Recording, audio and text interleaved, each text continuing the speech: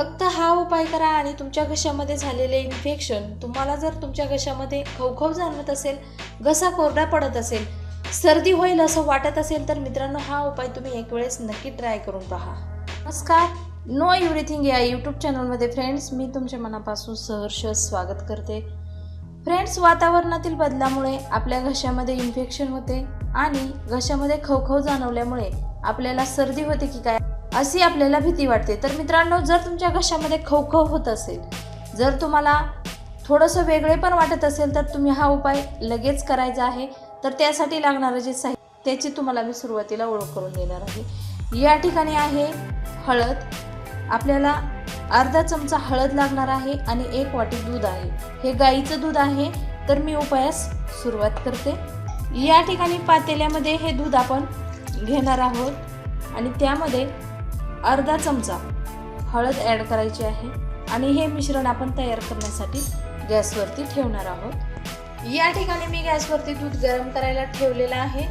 तर फ्रेंड्स, या हळदीच्या दुधाने तुमच्या घशामध्ये झालेलं जे इन्फेक्शन असेल, थोड्या प्रमाणामध्ये जर इन्फेक्शन असेल, तर ते आटोक्यात येण्यासाठी हे दूध तुम्हाला एका वेळेस सेवन केल्यावर लगेच त्याचा रिझल्ट जाणवणार आहे.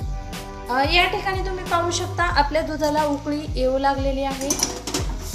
थोडीशी उकळी आल्यानंतर आपण गॅसची जी फ्लेम आहे ती लो ठेवायची आहे, जेणेकरून हळदीमधील जे औषधी गुणधर्म आहेत, हळदीमध्ये अँटीबायोटिक प्रॉपर्टीज जास्त प्रमाणामध्ये असतात.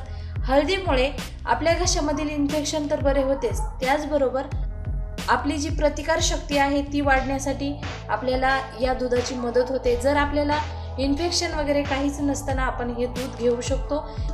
एरवी देखील याचं सेवन करू शकता. अत्यंत इफेक्टिव्ह असं हे हळदीवालं दूध आरोग्यासाठी उपयुक्त आहे. गॅसची फ्लेम लो ठेवून आपण 2 मिनिटे हे दूध उकळवून घेणार आहोत, जेणेकरून हळदीमधील जे औषधी गुणधर्म आहेत ते पूर्णतः या दुधामध्ये उतरणार आहे. आपलं हे दूध तयार झालेलं आहे. मी आता गॅस बंद करून एका कपामध्ये काढून घेणार आहे. तर मित्रांनो, आपलं हे हळदीवालं दूध तयार झालेलं आहे. जर तुम्ही या दुधाचं सेवन केलं तर तुम्हाला नक्कीच एका रात्रीमध्ये आराम वाटणार आहे. तुम्हाला जी सर्दी होईल असं वाटत होतं ती सर्दी होणार नाही. तुमच्या घशातील इन्फेक्शनवरती, व्हायरल इन्फेक्शनवरती याचा लगेच इलाज होणार आहे आणि तुम्हाला लगेच आराम वाटणार आहे. हा जो उपाय आहे तो अत्यंत साधा सोपा आहे, कोणीही करू शकता. परंतु हा उपाय केल्यानंतर आपण पाणी पिणे पूर्णतः टाळायचं आहे.